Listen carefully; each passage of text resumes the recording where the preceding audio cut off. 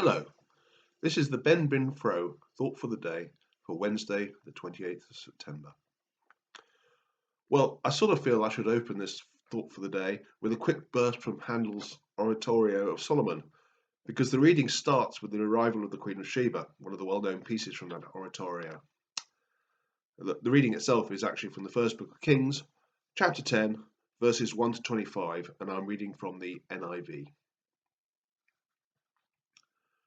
When the Queen of Sheba heard about the fame of Solomon and his relationship to the Lord, she came to test Solomon with hard questions. Arriving at Jerusalem with a very great caravan, with camels carrying spices, large quantities of gold and precious stones, she came to Solomon and talked with him about all that she had on her mind. Solomon answered all her questions. Nothing was too hard for the king to explain to her. When the Queen of Sheba saw all the wisdom of Solomon and the palace he had built, the food on his table, the seating of his officials, the attending servants in their robes, his cupbearers, and the burnt offerings he made at the temple of the Lord, she was overwhelmed.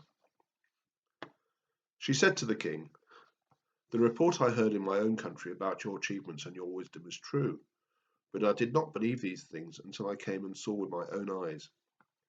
Indeed, not even half was told me. In wisdom and wealth you have far exceeded the report I heard. How happy your people must be! How happy your officials, who continually stand before you and hear your wisdom. Praise be to the Lord your God, who has delighted in you and placed you on the throne of Israel. Because of the Lord's eternal love for Israel, he has made you king to maintain justice and righteousness." And she gave the king 120 talents of gold, large quantities of spices and precious stones. Never again were so many spices brought in as those the Queen of Sheba gave to King Solomon. Hiram's ships brought gold from Ophir, and from there they brought great cargoes of almug wood and precious stones. The king used the almug wood to make supports for the temple of the Lord and for the royal palace, and to make harps and lyres for the musicians. So much almug wood has never been imported or seen since that day. King Solomon gave the Queen of Sheba all she desired and asked for, besides what he had given her out of his royal bounty. Then she left and returned with her retinue to her own country. The weight of the gold that Solomon received yearly was 666 talents, not including the revenues from merchants and traders and from all the Arabian kings and the governors of the territories. King Solomon made 200 large shields of hammered gold. 600 shekels of gold went into each shield. He also made 300 small shields of hammered gold, with 3 minas of gold in each shield. The king put them in the palace of the forest of Lebanon. Then the king made a great throne covered with ivory and overlain with fine gold. The throne had 6 steps, and its back had a rounded top. On both sides of the seat were armrests with a lion standing beside each of them. 12 lions stood on the 6 steps, one at either end of each step. Nothing like it had ever been made for any other kingdom. All King Solomon's goblets were gold, and all the household articles in the palace of the forest of Lebanon were pure gold. Nothing was made of silver, because silver was considered of little value in Solomon's days. The king had a fleet of trading ships at sea, along with the ships of Hiram. Once every 3 years it returned, carrying gold, silver, and ivory, and apes and baboons. King Solomon was greater in riches and wisdom than all the other kings of the earth. The whole world sought audience with Solomon to hear the wisdom of God had put in his heart.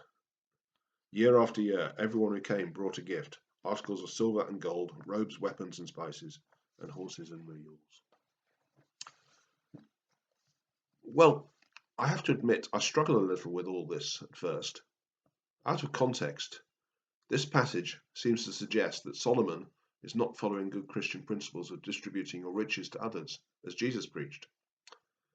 He obtains riches from others, such as the Queen of Sheba, for himself, and then, rather than distributing it to his subjects and others, he uses the riches for vanity projects, for instance, the golden shields, the throne, the golden household objects, all mentioned in the above passage.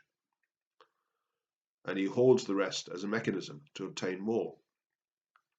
Verses 14 and 15, which says the weight of the gold that Solomon received yearly was 666 talents, not including the revenues from merchants and traders and from all the Arabian kings and governors of the territories, suggests he not only taxed his people, but kept materials for himself.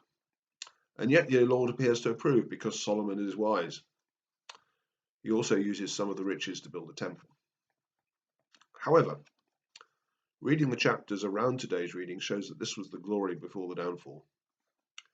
Indeed, Solomon had already started sinning away way back in chapter 3, verse 1, when he had married the Pharaoh's daughter and thus allowed some pagan practices within the kingdom. The verse actually says Solomon made an alliance with the Pharaoh, king of Egypt, and married his daughter. There were not many such sins at first, and on their own they were of little importance, but it was a start, and one sin led to another. Solomon ends up having fantastic personal wealth and heavily taxing his subjects. He also keeps a large harem of wives and follows many other pagan gods. There are many sins here. Further on from today's reading, God eventually loses his patience with Solomon. Specifically, in chapter 11, verse 9, the Lord became angry with Solomon because his heart had turned away from the Lord, the King of Israel. This leads to the eventual collapse of Solomon's kingdom. The moral here is that material gains give you short-term contentment and pleasure, but to gain long-term contentment and pleasure, you have to understand and follow God's commandments. And that applies even if you are clever and wise and a ruler of many. And that is a message that is consistent with Jesus' message in the New Testament. Well, that concludes my thought for the day today. Thank you for listening.